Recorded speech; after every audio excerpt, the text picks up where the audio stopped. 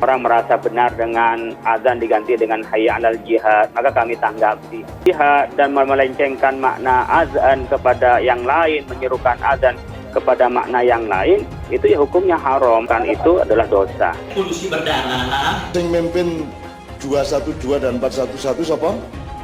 Habib Rizik, padahal dia bukan Habib, dia itu Syarif Rizik. Loh, kira ngerti meneh to kuwi?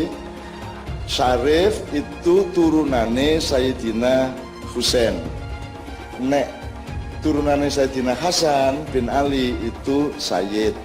Jadi dulu kalau di Mojo Agung ada Sayyid Sulaiman berarti dari Hasan, tapi kalau Syarif dari Husain. Banyak di antara Habib-Habib yang tidak mencontoh panutannya, yaitu Nabi Muhammad SAW. Saya tidak pernah ikut politik. Dengarkan ceramah saya dari A sampai Z. Saya tidak pernah ikut politik. Saya bukan orang partai. Saya tidak pernah menyebut calon. Tidak pernah menyebut partai. Dengar baik-baik. Saya mengajak seluruh masyarakat Medan, seluruh jamaah supaya memilih pasangan aman, Bapak Akhyar Nasution dan Ustadz Salman. Bahwa saya bertemu orang tokoh politik, maka semua orang bertemu, tidak pernah mengajak. Saya mengajak seluruh masyarakat Medan. Pahami dengan baik.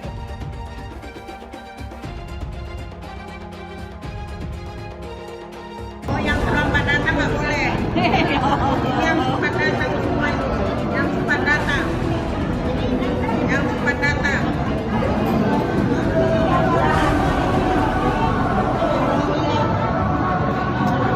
Makanya kalau dibawa ke pengadilan manapun tidak akan kena.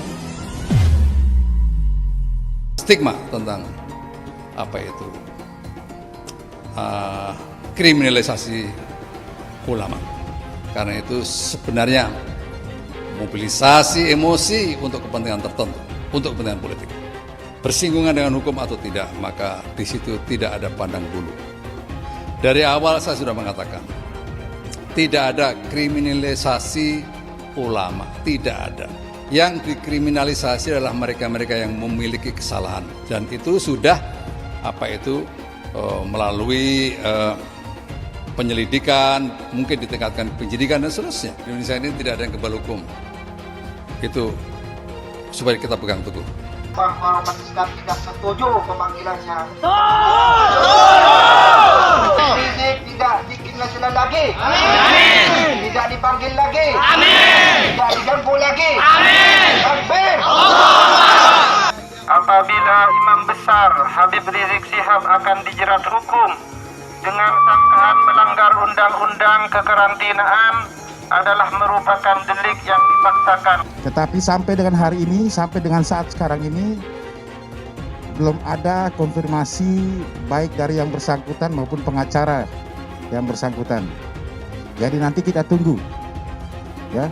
Mudah-mudahan sampai dengan sore nanti atau malam nanti dia datang, beliau bisa datang untuk bisa memenuhi panggilan untuk kita lakukan pemeriksaan kepada saudara MRS dan juga MHA, menantu dari MRS sendiri. Ya, itu harapan kita. Presiden tidak minta maaf, menteri tidak minta maaf, kami akan ajak umat Islam rame-rame turun, kita demo kepung istana presiden supaya tidak kurang ajar. Takbir. Presiden goblok. Udah menteri agamanya saudara sesat, kurang ajar, korinya dajjal, istananya menjadi istana iblis. Kalau saya ajak turun kepung istana, siap tidak? Siap tidak? Takbir. Jadi mesti kita tahu saudara, lahirnya republik ini dari mana? Dari perut pesantren, dari perut kiai, dari perut ulama, saudara. Anda jangan pikir Pancasila itu yang buat Bung Karno, saudara. Di dalam Pancasila yang dibuat oleh Bung Karno, sila ketuhanan, sila buntut, sila pantat. Wah, kalau ikut Pancasila Bung Karno, sila ketuhanan di pantat, saudara. Assalamualaikum Bang Holis, ente bikin video azan, kumpulkan orang ngadap kiblat di rumah ataupun di masjid atau di majelis taklim. Sekarang malam ini kirim ke anak videonya, video azan cuman hayya 'alal shalah diganti hayya 'alal jihad. Jadi nanti yang jawab Allahu Akbar ataupun Hayya 'alal jihad juga. Anda tunggu sekarang Bang Riz. Hayya 'alal jihad. Hayya 'alal jihad. Hayya 'alal falah. Hayya 'alal falah. Hayya 'alal jihad. Hayya 'alal jihad. Hayya 'alal falah. Hayya 'alal jihad. Hayya 'alal jihad. Hayya 'alal jihad. Hayya 'alal jihad. Hayya 'alal jihad. Hayya 'alal jihad. Hayya 'alal falah. Yang biadab itu jelas bertujuan untuk menciptakan provokasi dan teror di tengah-tengah masyarakat yang ingin merusak persatuan dan kerukunan di antara warga bangsa. Saya juga telah memerintahkan kepada Kapolri dan Panglima TNI untuk meningkatkan kewaspadaan. Sekali lagi, saya tegaskan bahwa tidak ada tempat di tanah air kita ini bagi terorisme. Terakhir, saya minta kepada seluruh masyarakat di seluruh pelosok tanah air agar semuanya tetap tenang dan menjaga persatuan, namun juga tetap waspada.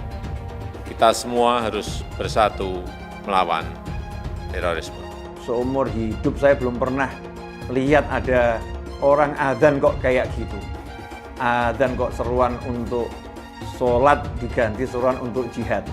Nah ini sesuatu yang sangat bertentangan ya dengan ajaran Nabi Muhammad SAW. Ini mungkin tegakkan, karena terus tidak mereka merasa aman. Oh boleh dong, boleh dong terus lagi kan gitu.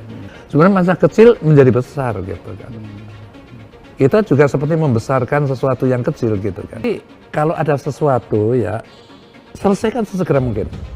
Jangan dia ditunggu sampai meningkat. Tadi kan ditunggu sampai meningkat. Sebenarnya dari dia datang pun sudah ada pelanggaran kan. Dari awal itu sudah seperti itu. Ya, terus ke Bogor apalagi itu saja sudah harus terhenti gitu. Baliho juga sesegera mungkin turun dengan. Manapun masuk kita masuk. Tidak ada dilarang pelarangan tidak ada. Ini kan semua warga negara kita semua. Gitu, betul ya? Ya kan? Ini kan negara wilayah kita. Petamburan itu wilayah kita. Dalam menentukan nasib bangsa ke depan, siapa yang paling berperan? Sebutkan satu tokoh yang paling berperan di Indonesia saat ini. Jokowi? Bukan. Pak Prabowo? Bukan. Megawati? Apalagi? Surya Paloh? Siapa dia?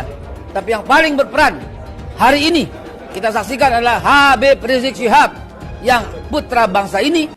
Pernyataan dari Pangdam Jaya itu jelas tidak bisa dibenarkan secara aturan. Bahwa Pangdam Jaya ini sudah offside.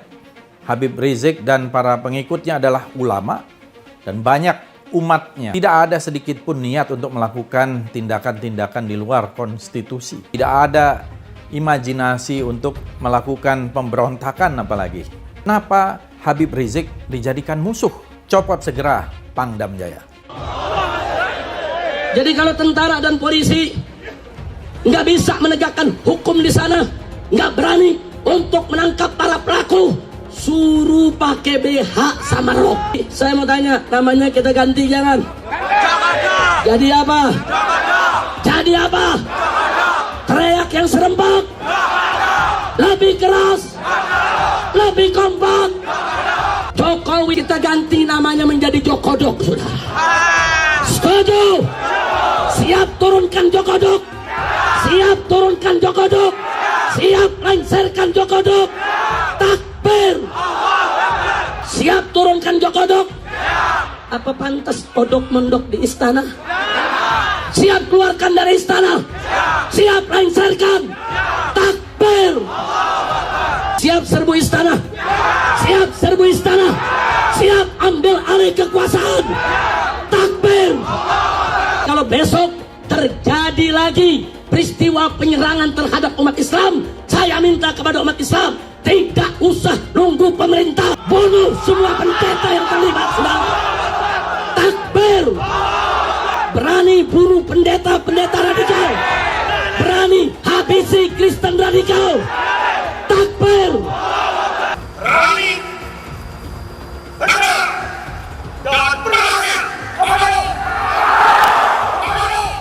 agar pelanggaran itu ditindak sesegera mungkin. Dalam waktu kurang dari 24 jam, Pemprov DKI menegakkan aturan.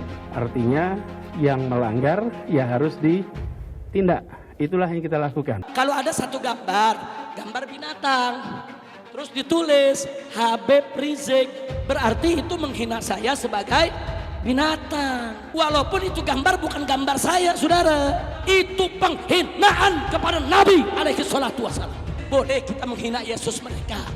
Apa boleh kita menghina Tuhan mereka? Yang menghina Nabi, menghina Islam, menghina ulama, proses, betul. Kalau tidak diproses, jangan salahkan umat Islam kalau besok kepalanya ditemukan di jalanan, saudara. Takbir, takbir, siap bela Nabi, siap bela Nabi, siap mati untuk Rasulullah. Takbir. Kita doakan Habib Rizik, Allah Ta'ala panjangkan umur, jadi pemimpin insyaAllah di Indonesia. Yang kedua, Allah pendekkan umur Megawati Pak Jokowi. Al-Fatihah. Ada lonte hina Habib. Sampai lonte ikut-ikutan ngomong.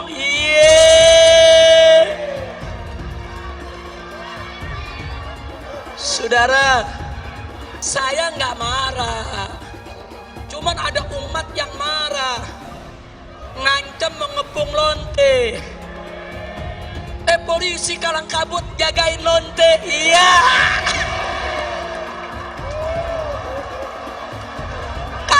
Kacau. Lonte hina Habib dijaga polisi. Ditangkap enggak? Dijagain. Iya. Jangan-jangan minta jatah kali.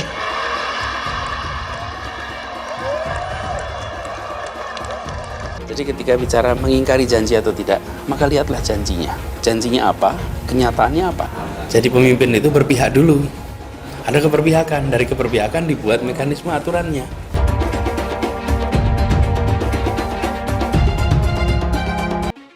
Jangan ini berulang. Jangan kita sampai kembali lagi. Bila kita tidak disiplin, bila pusat perbelanjaan dibuka secara bebas tanpa protokol kesehatan, bila restoran dibuat penuh karena ingin kejar keuntungan, bila perkantoran memaksakan untuk semua orang masuk bersamaan mengejar target, bila ibadah massal dilakukan secara masif, terjadi kerumunan tanpa jarak aman, maka konsekuensinya kita bisa menyaksikan lonjakan kasus seakan kita kembali ke bulan-bulan sebelumnya. Dan bila itu sampai terjadi, maka Pemprov DKI Jakarta, gugus tugas DKI Jakarta tidak akan ragu, tidak menunda untuk menggunakan kewenangannya, menghentikan kegiatan sosial ekonomi di masa transisi ini. Rakyat kecil yang nggak patuh protokol kesehatan didenda. Giliran ada yang bikin kerumunan, ribuan orang berkali-kali dibiarkan. Ada yang dari luar, gubernurnya malah sowan. Kenapa takut? Padahal tegas itu yang dirindukan kami, rakyat Indonesia. Gubernur goblok. Menghina umat Islam, menghina ulama. Karena itu kita minta kepada majelis hakim agar terdakwah ini segera ditahan. Berpotensi besar untuk melarikan diri. Itu yang nggak boleh kita lupa tuh. Untuk segera ditahan. Karena sudah berulang kali selalu mengulang-ulangi penodaan agama, ditambah berpotensi untuk melarikan diri. Pancasila Soekarno, ketuhanan ada di pantat. Anak Tuhan dari mana? Kalau Yesus anak Tuhan, bidangnya siapa? Besok di seluruh wilayah Indonesia akan katakan padahal dia minoritas. Dia mulai tahu pertama kafir, kedua goblok. Kitab Bible Kristen itu bohong. Saya bukan mengatakan Bible Kristen fiksi. Bible Kristen itu palsu. Karena di salib itu ada jin kafir. Karena di salib itu ada jin kafir. Karena di salib itu ada jin kafir. Haleluya. Saya nggak pernah mundur untuk kebenaran, keadilan, kejujuran. Dan peri kemanusiaan, gue nggak pernah mundur. Dan gue nggak pernah takut juga sama lu. Siapapun yang rasis, gue akan hadapin. Gue bilang. Karena rasis itu dia berperi kemanusiaan. Apa saya ditanya dulu kan, kamu nyesel nggak statement kamu di Pulau Seribu sehingga mesti masuk penjara? Tidak pernah nyesel. Karena saya mengatakan kebenaran. Hai teman-teman, saya mau memperlihatkan transaksi saya hari ini lakukan trading di eToro. Ini bukti transaksi saya untung 4.500 dolar US, itu sekitar 68 juta rupiah. Semua keuntungan bisa saya dapatkan dengan fasilitas copy trading di eToro. Kalau saya bisa, kalian juga bisa guys. Oke, itu yang mau saya tunjukkan. Like video ini sekarang juga dan gunakan link di kolom deskripsi, maka kalian berhak dapat bonus kalian. Promo ini ada masa waktunya, jadi jangan ketinggalan. Bukan cuma itu saja, transaksi tidak dikenakan fee, baik itu investasi saham, trading forex, komoditas, bitcoin, dan lainnya. Kalian bisa melakukan transaksi berapa kali pun atau unlimited trading. Dan tidak ada fee sama sekali. Jika transaksi di tempat lain sudah berapa fee-nya. Setelah nonton video ini, ayo bergabung dengan eToro hari ini, gratis dan tidak ada minimal deposit. Pastikan kalian menggunakan link di kolom deskripsi untuk mendapatkan welcome bonus. Kalian bisa menggunakan bonus 100.000 dolar di akun virtual untuk latihan. Bukan cuma itu, kalian akan dapat kelas trading online gratis senilai 3 juta rupiah atau 200 dolar jika kalian deposit di bulan ini. Selamat menonton guys, enjoy!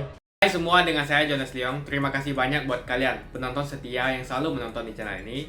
Saya secara personal sangat menghargai waktu kalian. Dan saya sudah menganggap kalian sebagai family karena kalian selalu support di channel ini. Bagi kalian yang selalu menuliskan opini kalian di kolom komen, saya baca komen kalian satu persatu.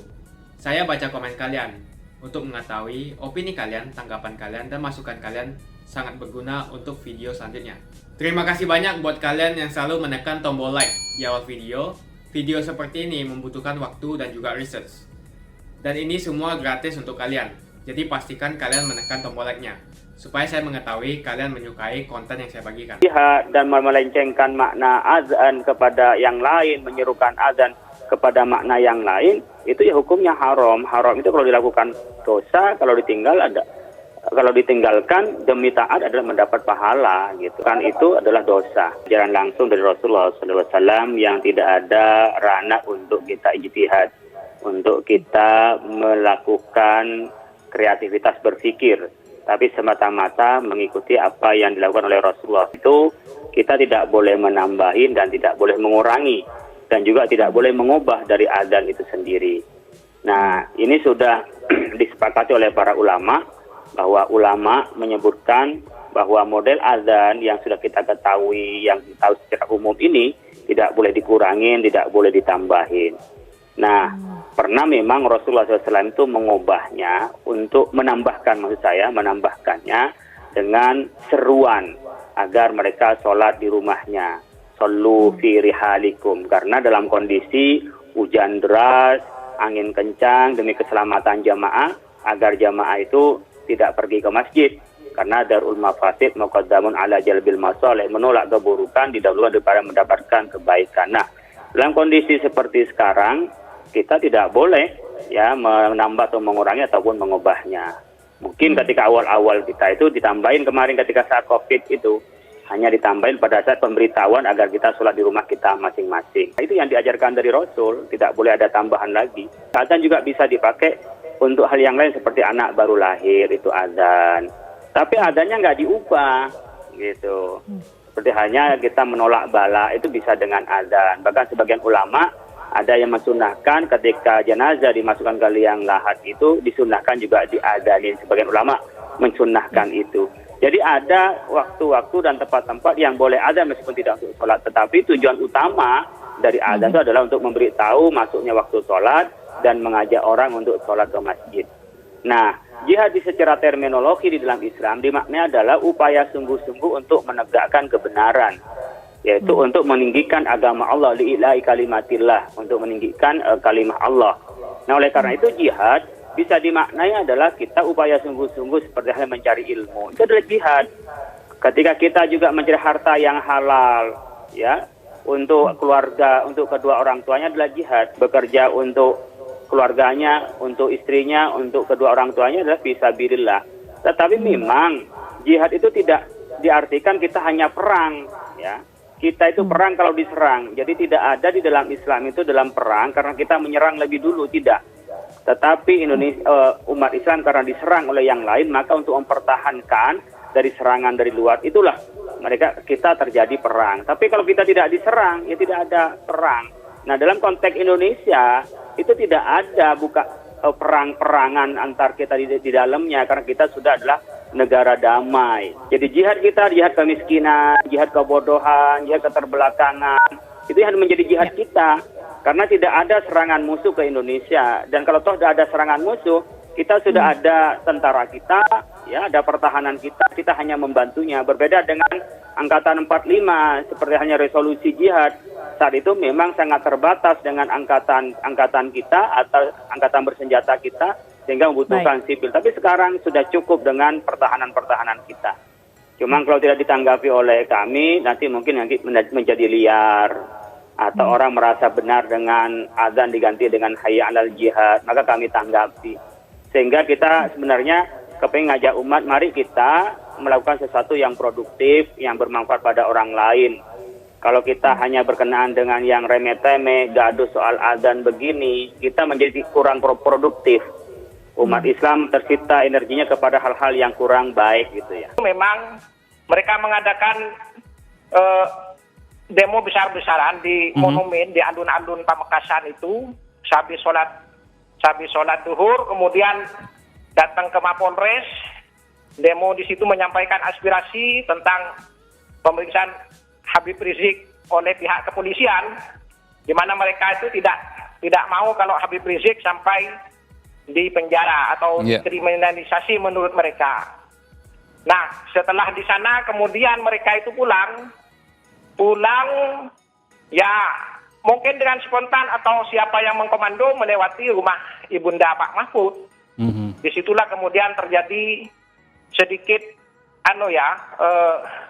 penggerudukan, rumah itu digedor-gedor, pagar pagar dan rumah itu digedor-gedor pintunya. Mereka mengatakan, Mahfud kamu keluar. Jadi mereka mencari Pak Mahfud di situ. Di situ ada 4 orang.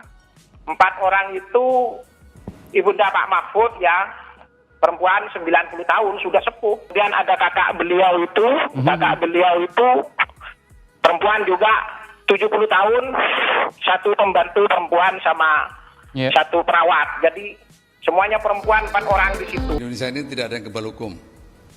Itu supaya kita pegang teguh. Siapapun kalau sudah dinyatakan oleh pihak keamanan atau pihak yang bertanggung jawab atas penentuan seseorang dinyatakan bersinggungan dengan hukum atau tidak, maka di situ tidak ada pandang bulu. Dari awal saya sudah mengatakan, tidak ada kriminalisasi ulama, tidak ada. Yang dikriminalisasi adalah mereka-mereka yang memiliki kesalahan, dan itu sudah melalui penyelidikan, mungkin ditingkatkan penyidikan dan seterusnya. Jadi untuk itu kita himbau bersama, tidak perlu menggunakan kekuatan, ya, tidak perlu mengancam dan seterusnya, ya. Karena negara juga punya kekuatan untuk menghadapi. Ya. Jadi tidak perlu itu, karena negara juga tidak ingin menghadapi situasi seperti itu. Kita semuanya ingin bahwa negara ini baik-baik saja, negara ini aman, tentram, karena semua masyarakat menghendaki situasi seperti itu. Dan itu tanggung jawab pemerintah untuk menciptakan situasi yang stabil, yang aman, yang melindungi seluruh masyarakat Indonesia. Jadi saya himbau teman-teman saya untuk tidak perlu turun, udah serahkan saja kepada aparat kepolisian, penegak hukum untuk bisa menyelesaikan ini agar clear semuanya dan jangan mengembangkan stigma tentang kriminalisasi ulama. Karena itu sebenarnya mobilisasi emosi untuk kepentingan tertentu, untuk kepentingan politik. Itu pesan saya kepada teman-teman sekalian. Karena apabila imam besar Habib Rizik Syihab akan dijerat dengan pelanggaran protokol kesehatan dan lain sebagainya, pelanggaran tersebut sudah sering dilanggar oleh kelompok-kelompok lain, termasuk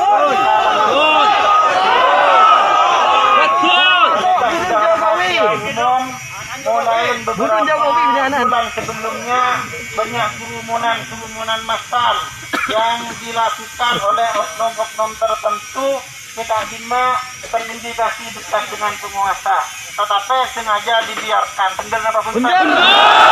Kita sambung corona di Indonesia banyak bisa aksi karena gerombolan Habib Rizik dan karena keramian sebenarnya Habib Rizik. Kita bebas corona Indonesia.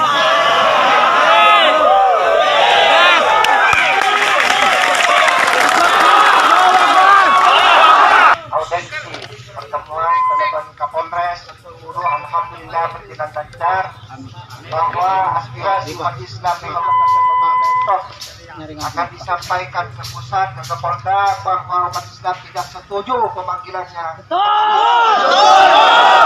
Adalah ketimpangan hukum. Sedangkan dari kelompok mereka maka pol-pol dibiarkan. Jelas. Burung Jokowi. Jelas. Menyampaikan bahwa Kapolres akan menyampaikan kita. Takbir. Insyaallah, alhamdulillah Kapolres sangat membantu perjuangan kita. Bagus. Alhamdulillah. Perjuangan kita sukses. Amin. Rizik tidak dikinasila lagi. Amin. Tidak dipanggil lagi. Amin. Tidak diganggu lagi. Amin. Takbir. Apabila Imam Besar Habib Rizik Syihab akan dijerat hukum dengan sangkaan melanggar undang-undang kekarantinaan adalah merupakan delik yang dipaksakan, karena sampai saat ini masih belum ada aturan yang mengatur tentang kekarantinaan.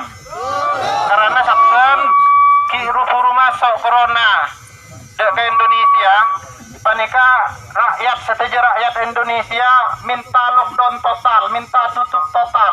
Ingat apa punten? Ingat. Rakyat Indonesia sudah jerit-jerit minta tutup total ke pemerintah, tapi pemerintah tidak ada yang dengar. Baru sekarang kalau sudah ada kasus seperti ini mau dikriminalisasikan. Maka dari itu sangat tidak wajar sama sekali, betul? Demikian pernyataan sikap ini semoga dapat perhatian dari pihak-pihak terkait. Kita harapkan tidak, karena saya mengartikan taat hukum harus ikut. Kita warga negara Indonesia harus patuh terhadap hukum. Kan datang sini kan untuk sebagai biasa menyampaikan nanti apa yang harus dia sampaikan pada saat dilakukan pemeriksaan. Ya, protokol kesehatan itu kita jalankan. 3M, memakai masker, mencuci tangan, menjaga jarak, plus kita harus swab test di sini untuk bisa memastikan, karena kan juga jangan sampai nanti penyidik pemeriksanya nanti malah yang diperiksa positif yang kena penyidiknya. Jadi kita harus protokol kesehatan yang kita gunakan. Misalnya yang bersangkutan sakit, alasan sakit dengan membawa surat keterangan sakit dari dokter. Nanti dokternya akan kita cek sakitnya sakit apa. Karena kan nggak mungkin orang sakit mau diperiksa, ya. Tetapi dengan alasan yang memang sudah menyampaikan informasi terkait dengan saya. Seperti telah diketahui Bapak Wakil Gubernur beberapa hari yang lalu, beliau terdeteksi positif. Malamnya dini hari saya mendapatkan kabar kalau hasilnya positif. Hasil tes PCR menyatakan bahwa saya positif COVID-19. Terima kasih banyak buat kalian yang nggak skip dan nonton video ini sampai habis. Saya secara personal sangat menghargai waktu kalian. Makasih banyak buat kalian yang sudah tekan tombol subscribe, dan makasih banyak buat kalian yang sudah tekan tombol loncengnya. Jangan lupa bagikan informasi ini ke teman atau family Anda. Mungkin teman atau family Anda membutuhkan investasi ini. Oke guys, sekian dulu dari saya. Jangan lupa follow Instagram saya di @johannesleongofficial untuk kata-kata motivasi setiap harinya. Bagi kalian yang termotivasi nonton video ini, ayo like video ini dan subscribe di channel ini. Dan buat kalian yang sudah subscribe di channel ini, jangan lupa tekan tombol loncengnya supaya kalian mendapatkan notifikasi setiap kali saya upload video. Hai teman-teman, terima kasih banyak buat kalian yang sudah menekan tombol join atau sudah bergabung di channel YouTube Jonas Leong. Ini adalah salah satu fitur dari YouTube di mana kalian bisa mensupport channel Jonas Leong untuk lebih semangat membuat konten-konten lainnya. Apa kelebihan ketika kalian join membernya Jonas Leong? Yang pertama, kalian akan mendapatkan badge atau tanda khusus untuk kalian semua, seperti ini. Kita mulai dari new member, 1 bulan, 2 bulan, 6 bulan, 1 tahun, dan juga 2 tahun. Jadi semakin lama kalian berlangganan dengan membershipnya Jonas Leong, maka base Anda akan berevolusi menjadi lebih bagus dan menjadi lebih baik lagi. Yang kedua, kalian bisa menggunakan banyak emoticon yang bisa Anda pakai, seperti ini. Jadi kalian bisa berekspresi menggunakan emoticon yang sudah saya sesuaikan untuk kalian semua pendukung Jonas Leong. Tentu saja ada perbedaan antara orang yang belum membership dan sudah. Dari segi tampilan nama yang di-highlight dan juga logo di samping nama ketika Anda komen. Dan juga komen kalian akan lebih sering saya reply dan juga akan saya pin atau feature di setiap video. Buat kalian yang tidak bisa ikutan atau bergabung membership, tidak masalah. Karena dengan Anda menonton dan juga subscribe channel YouTube Jonas Leong, dengan cara like dan juga komen channel YouTube Jonas Leong, itu sudah cukup untuk mensupport channel Jonas Leong. Ini adalah feature di mana kalian ingin mensupport channel YouTube Jonas Leong secara lebih lagi. Oke teman-teman, terima kasih banyak untuk support yang kalian berikan kepada channel YouTube Jonas Leong.